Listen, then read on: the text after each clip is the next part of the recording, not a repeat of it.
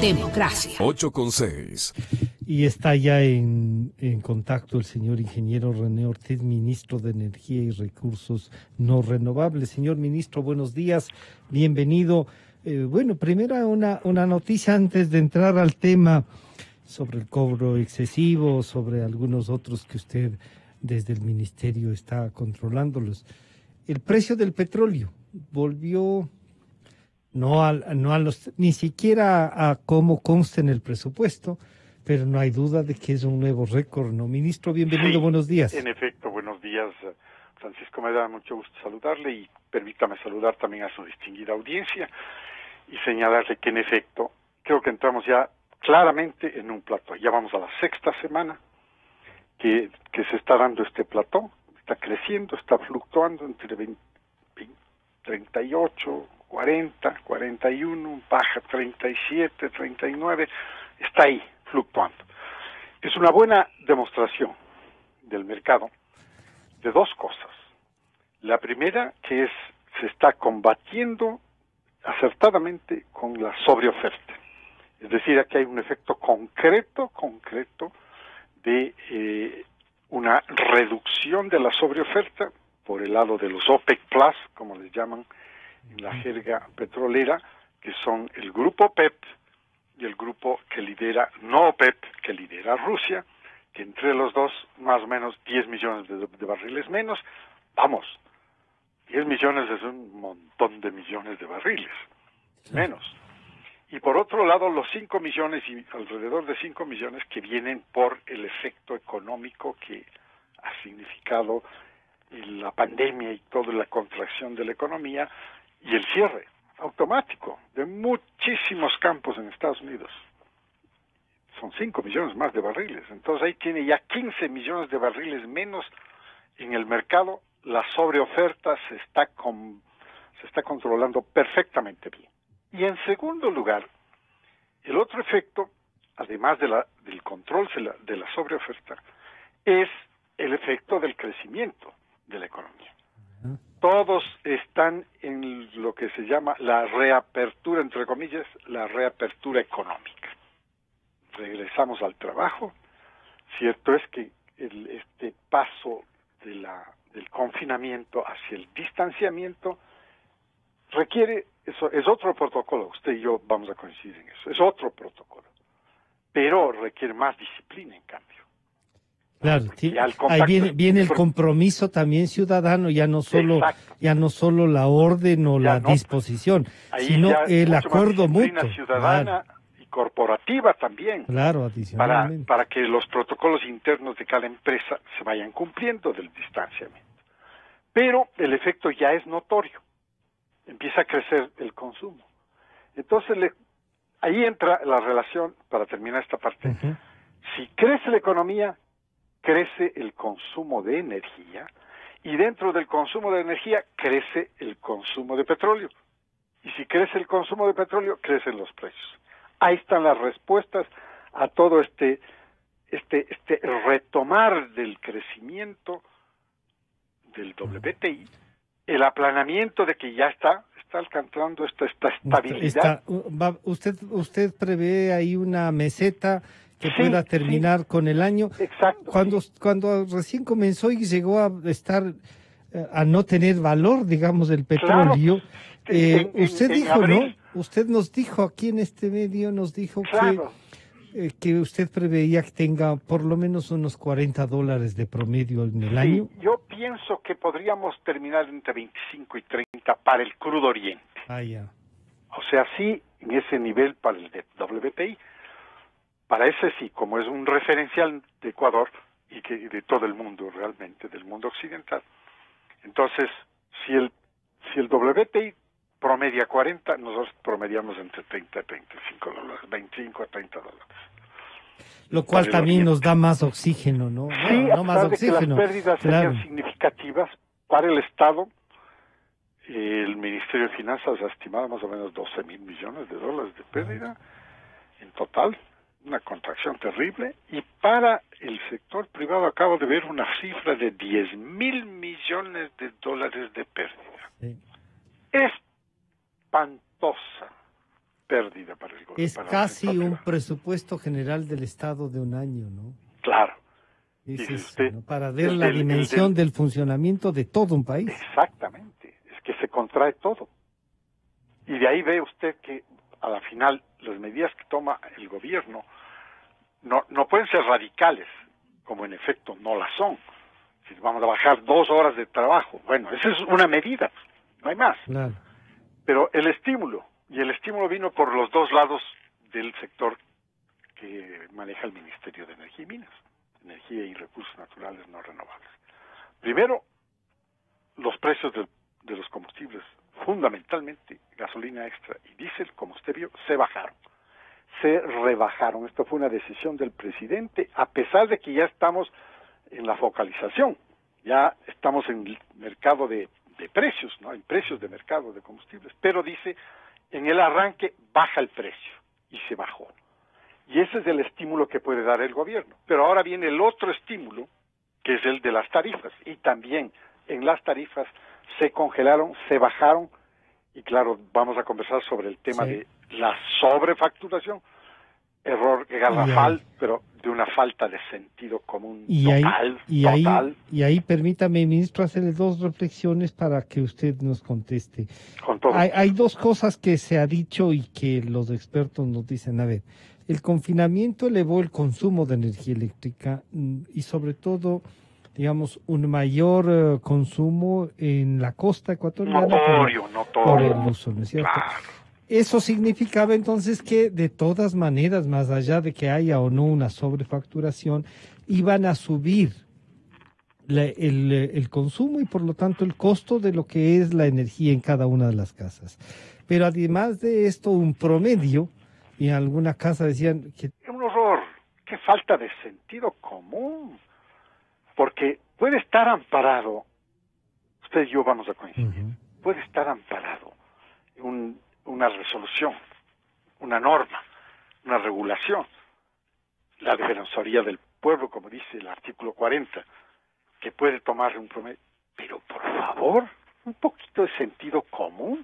Estamos en una pandemia, la gente está confinada y en la costa el consumo va a ser mayor, se van a salir de los niveles, y sin embargo no mandan a medir.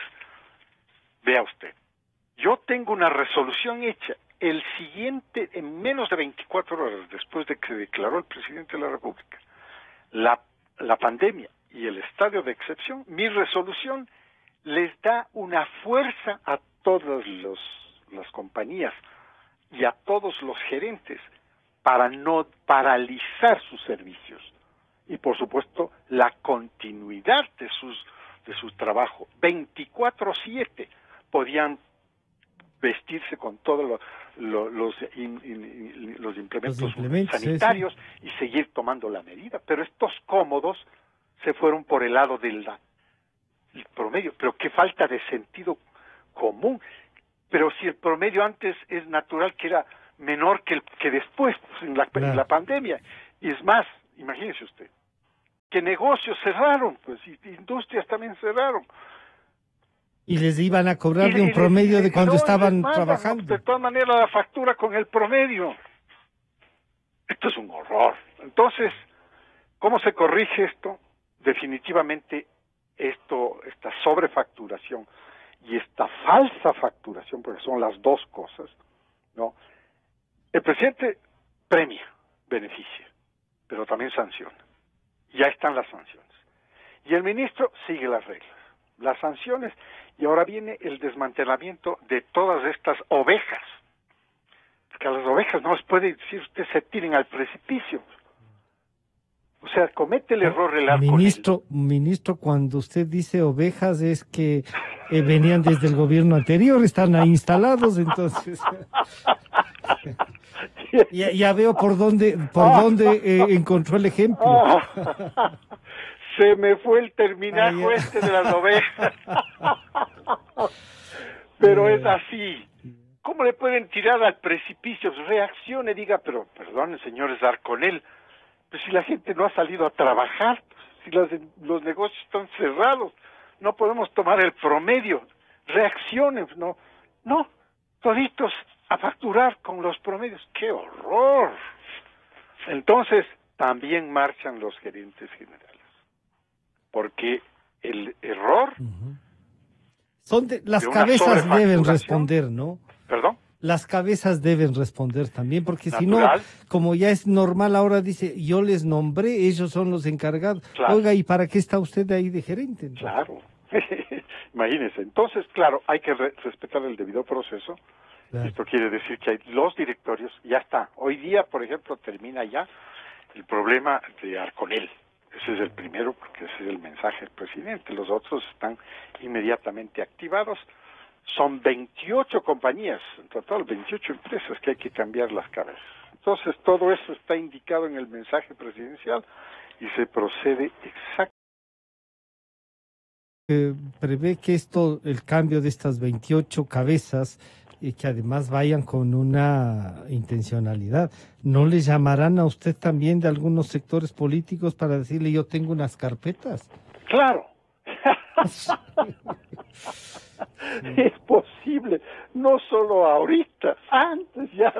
Ya les llegaron las carpetas. Siempre hay llamadas telefónicas y cosas por el estilo, entonces uno tiene que ponerse firme. Vean, señores, hay procedimientos.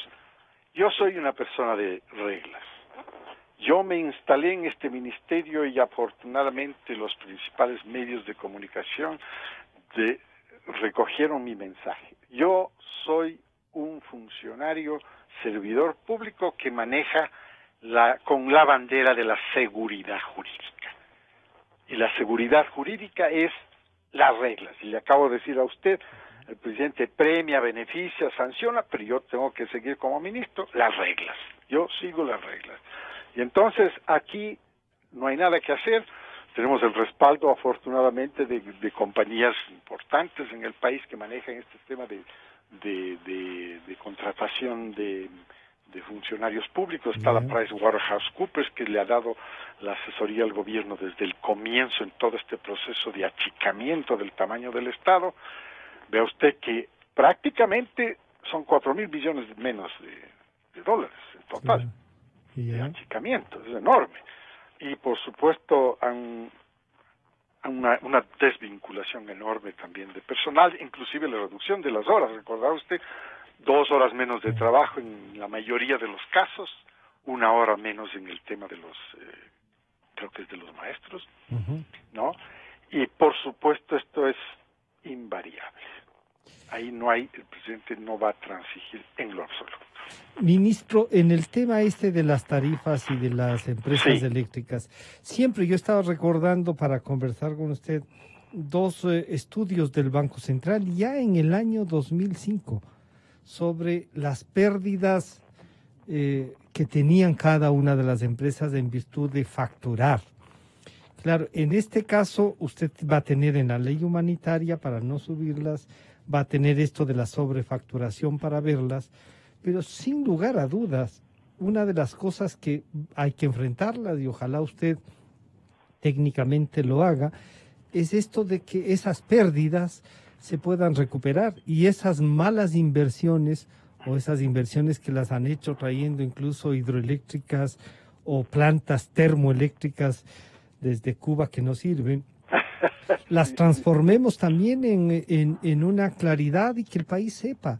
Por último, así nos duela que por lo menos sepamos que nos robaron y quiénes nos robaron.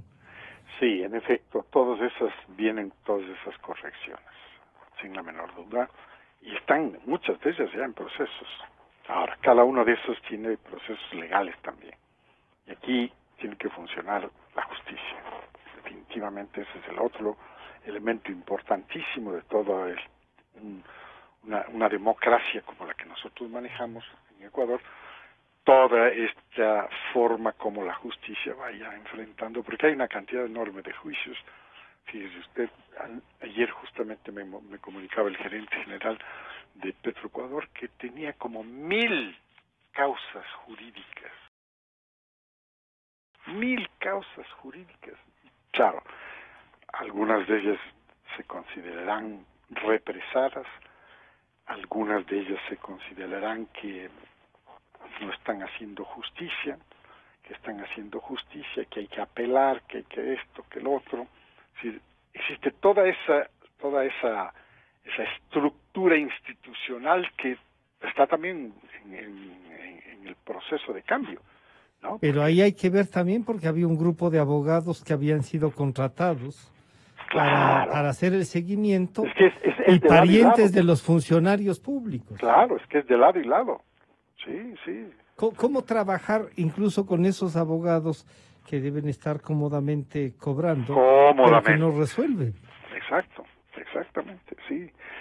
Eso es parte en alguna ocasión uno puede expresarse así cuando no está directamente relacionado con el gobierno como lo estoy ahora yo, puede expresarse mucho más directamente en el sentido de que, Claro, bueno, de exigir que se juntan, que se cumplan las cosas. Exacto, la independencia de los 5 poderes, en este caso de Ecuador, que todavía están vigentes, no quiere decir que cada uno puede simplemente actuar por su lado, ¿no? Aquí hay una corresponsabilidad. ¿Sí? Claro, esa es la palabrita. Aquí hay una corresponsabilidad de cada uno. Ministro, podríamos, no sé si usted tiene ya información, lo del CENEL, que han comprado algunas de las implementos para seguridad y no sé si ha hecho ya una evaluación de qué nomás han comprado las empresas eléctricas de estas 28 que usted nos cuenta por la pandemia. Sí, conocí, vea usted los escándalos que se desataron a raíz de bueno, estamos todavía viviendo parte de los escándalos en la parte de salud. Lo mismo tiene que denunciarse. Esas denuncias que están en redes tienen que plasmarse directamente con la Fiscalía. La Fiscalía, para mi manera de ver, la Fiscalía ha actuado muy bien. Tiene un registro de apoyo total, diría yo. Y entonces, ese es el procedimiento. Y el ministro no puede tocar esos temas. Pero ministro, no solo yo le diría, no es que no puede topar, pero tiene que pedir informes para que esos informes se transformen en elementos de hay que saber qué han comprado, en qué han gastado la plata también. Sí, todo el mundo comprando fundas para muertos, todo el mundo comprando mascarillas, todo el mundo comprando alcohol que no es alcohol. Sí, hay un abuso, ¿no? Evidentemente, hemos visto esto, las denuncias durante los picos más grandes en Guayaquil de la emergencia sanitaria, hemos visto todos esos abusos terribles y me imagino con estas denuncias de redes hay que iniciar también los procesos de justicia. No, estoy de acuerdo con usted. Hay que pedir informes. ¿Qué pasa con esto? Yo he recibido de CENEL, me ha dejado asombrado. Creo que hay un gerente que dice que no ha firmado, pero incluso ya le han pagado y él mismo ha abierto la cuenta, pero él dice yo no he estado. Claro. Sí. O sea, ya ni siquiera, o sea, estos delincuentes ya ni siquiera guardan las formas, ministro. Sí, o sea. sí, tengo que pedir esos informes. Sí, señor. Ya. ¿En qué tiempo usted ha conversado ya y les ha dicho, oiga, necesitamos dar una respuesta? Justamente, si el gobierno trabaja en transparencia, si el ministro trabaja con eso, el ministro que ha sido duro en su etapa, no de ministro, sino de analista, que los medios siempre... También sí, pero ahí tiene que tener algunos otros cuidados, digamos, como usted mismo nos ha dicho. Este es un momento en el que la transparencia tiene que ver y ver qué han hecho. ¿Qué han hecho? Porque han comprado cosas en Manabí, han comprado cosas en otras provincias, las empresas eléctricas que no necesitaban, ministro. ¿Es posible eso? Sí, es posible que haya ocurrido todas estas cosas, estos abusos. Yo estoy solicitando ya los informes al respecto, sin la menor duda. Y a los nuevos gerentes les tiene que decir por dónde va. Claro, correcto. Usted tiene toda la razón. Ministro, entonces, ¿qué esperamos sobre esto del cobro excesivo y la sobrefacturación? Ya está definido, la refacturación empezó. Ya. Y, por supuesto, la devolución de la sobrefacturación también comenzó. ¿Una Sí. devolución sería Sí. o una especie de intercambio? El próximo mes vamos a Bueno, cambiarla alguna. la devolución Hay la en el posibilidad. sentido de que puede aparecer la nota de crédito. Ah, ya. Ah, una También, nota de también. crédito. Ya, perfecto. Yo había sugerido que sea una devolución en dinero. Yo había Ujú. sugerido. Legalmente la devolución en dinero, entonces se hace el La crédito. nota de crédito La nota de que le crédito. servirá para pagar el próximo mes Claro, o le los puede servir para próximos todo. meses. Claro. Les puede servir para todo, inclusive el tipo de reclamo, el plazo hasta 12 meses, ¿no? Ya. Para ciertas facturas de familias. Sí, todo eso también está ya reglamentado. Está reglamentado. Sí, está reglamentado. O sea, ¿Cómo enterarse y qué deben hacer los usuarios? Bueno. ¿Van a ser notificados? ¿Tienen que acudir a la empresa no eléctrica? necesariamente, pero Ya. también hay un procedimiento en línea. Sí. Pero aparecerá, y esto ya es una orden, aparecerá en la refacturación sin necesidad de que ningún usuario tenga que hacer el reclamo, ya aparecerá la nota de crédito. Que no se le vayan a colar a algunos que se han usado, que se han estado y que van a decir aquí me han sobrefacturado. Bueno, puede haber ese tipo de Sí. reclamos, pero existe La la planilla. medición, ya. Existe la planilla, ¿no? Y entonces ese es el documento que muestra la sobrefacturación y aquellas planillas que ya fueron anuladas, más de 17,000 que se emitieron en Guayaquil, Sí. ¿no? Porque esas eran falsas y se anularon. Por eso yo me refería a sobrefacturación Ujú. y falsa facturación. No. Entonces, son errores graves y por eso han sido sancionados. Sin la menor duda, ese es el problema. Y la otra que será para aprovechar y cómo plantearle un manejo del sistema eléctrico, de la comercialización, para no tener ese hueco que tienen ahí de no cobrar, que todos paguemos, si tengan el bono el bono humano, ¿no En es cierto? efecto. Que todos tengamos un registro de cuánto se Claro. consume, hasta para saber cuánto Claro. no hay que cobrar. Fíjese usted, en efecto, hay más o menos, dice, 1.400.000, no puede darme una cifra, con él, no me puede dar una cifra de 1.000.000, más o menos 1.400.000 de TDs, o sea, tarifas, usuarios de tarifa dignidad. No. El registro tiene que ser absolutamente seguro. Debe saber cuántos son, quiénes son y en dónde están. Exactamente, porque son usuarios de 4 centavos el kilovatio hora. Son una reducción, pero muy significativa. Uh-huh. Es una verdadera ayuda del gobierno a este grupo de consumidores. Entonces, pero no puede ser que yo maneje y que ellos manejen, porque ellos son los que me dan la data a mí. No puede ser que ellos me digan aproximado. No puede haber un aproximado. Tiene que haber un número concreto. ¿No es cierto? Porque usted les podría decir aproximadamente va a ganar esto menos. Sí, o sea, claro. Buena idea. Ministro, este es un tema que yo creo que es muy profundo en el tema de la relación ciudadanos-consumidores frente a la electricidad, a las empresas eléctricas. Sí, y para precisamente evitar los abusos. Claro. Que el abuso puede venir de los dos lados, ¿no?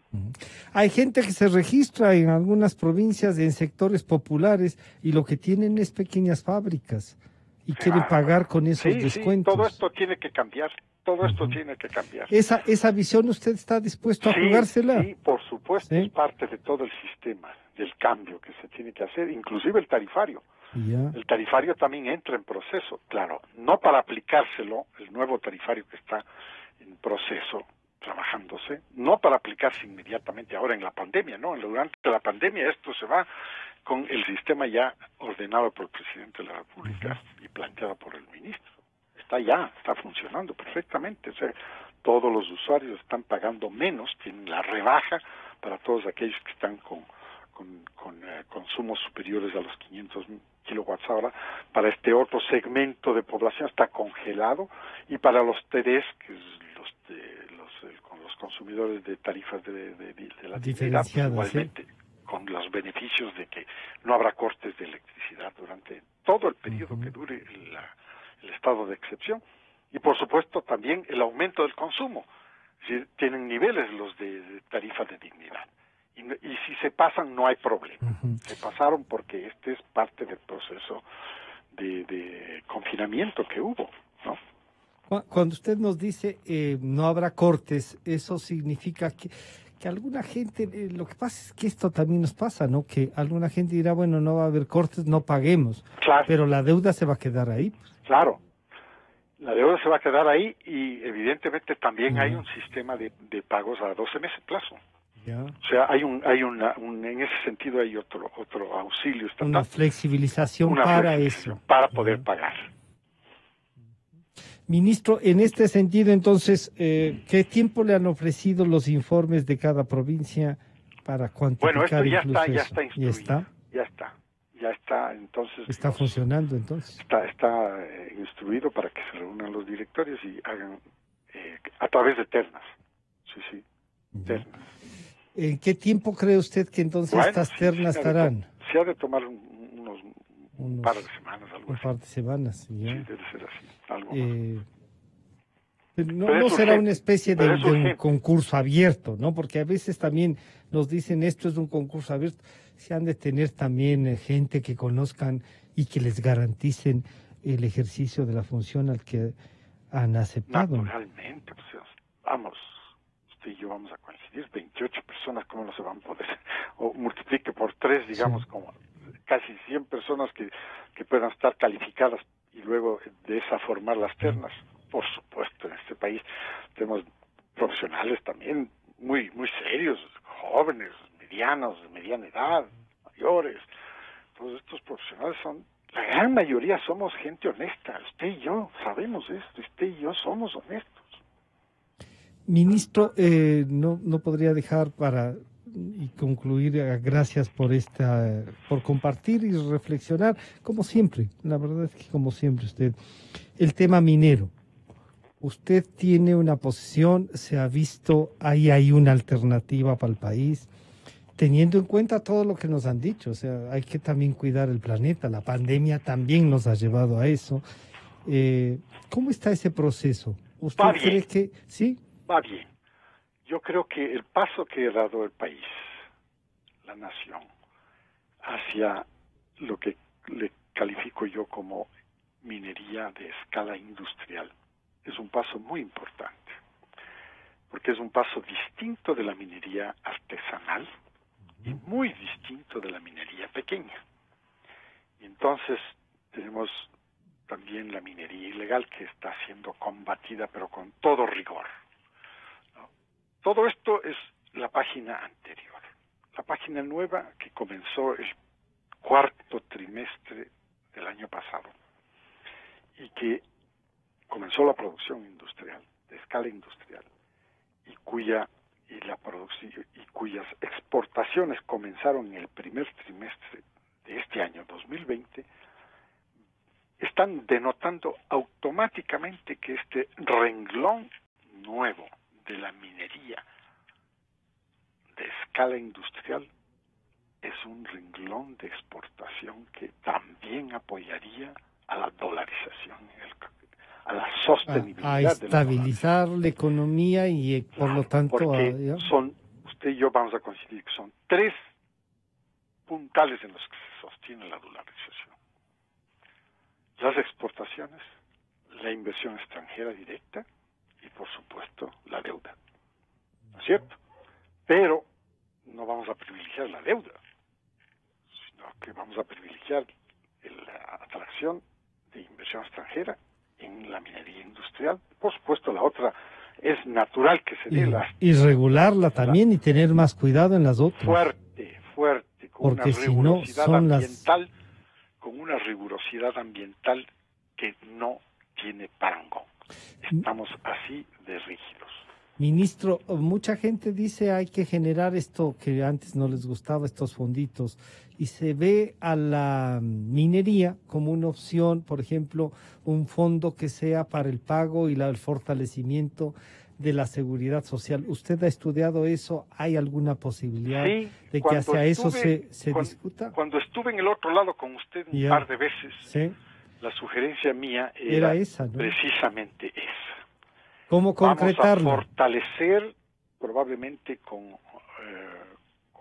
tomando en consideración el sector minero, pero también tomando en consideración otros tipos de monetizaciones, como por ejemplo el del OCP. El OCP termina su contrato en el 2023, hay que prepararse para eso, y decía, todo este patrimonio que no está en las cuentas estatales, decía yo, cuando era consultor, decía yo, puede pasar a la seguridad social. Puede pasar directamente. Con lo cual tiene recursos, claro. A la seguridad social. Primero, baja la deuda del gobierno con la seguridad social y mejora el patrimonio de la seguridad social. Pero además tiene una inversión que le produce rentabilidad. Exacto. Entonces, como genera recursos, genera ingresos y genera utilidades, entonces se convierte en un bien, en una operación, una transferencia viable, justa, honesta, ¿no? Y práctica, porque Petroecuador no necesita ese oleoducto nuevo, ya tiene suficientes problemas con los que tiene. Con los que tiene, ¿no es cierto?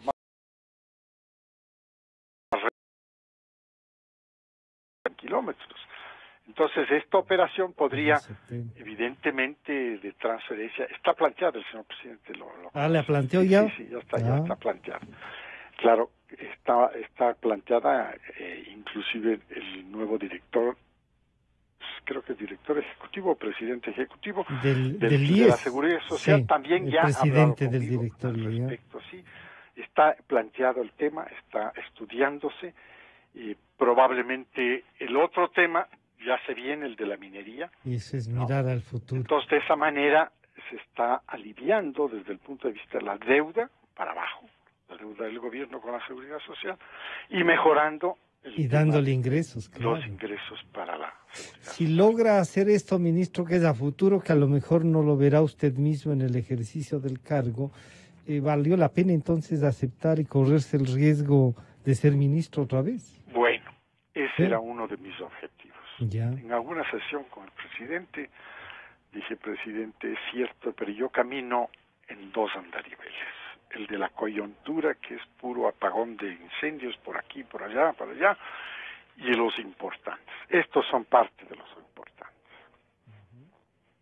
Bueno, el anuncio que acaba de hacer, y a propósito, entonces lo de los CPs, hasta terminar el plazo, no hay entrega anticipada. No hay necesidad de hacer, como dicen los jóvenes, no hagan olas. Ya. Hay tiempo prudente para prepararse y dejar todo listo, eso sí, todo listo, tiene que quedar todo listo, porque esta idea hay que plasmarla, hay que dejarla lista. Y dejarla ya estructurada para que solo sea una transición y no les nazcan otras ideas. Esa es la palabrita. O sea, el proceso de transición, simplemente que se utilice todo el tiempo que falta para que sea el proceso de transición, para que sea una transición normal, organizada, ordenada. Y cuidar de que el mantenimiento de los CPE para que termine en manos del Estado, ojalá de la Seguridad Social, funcionando y bien. Todo eso habrá que tener cuidado, ¿no? Y por supuesto, con el operador que puede ser el mismo. Claro. ¿No es cierto? Puede ser el mismo el operador, tranquilo. Yeah. Puede haber un concurso, lo que sea, ya es de otra etapa. Ministro, muchísimas gracias. Estaremos en contacto entonces. Ha estado con nosotros el ingeniero René Ortiz. Gracias, ingeniero. Muchas gracias a usted. Buenos días. Buenos días, el ministro de Energía y Recursos No Renovables, ingeniero René Ortiz. Luego de este corte volvemos. Estamos aquí para acompañarte, ¿sí? Para no dejarte solo en medio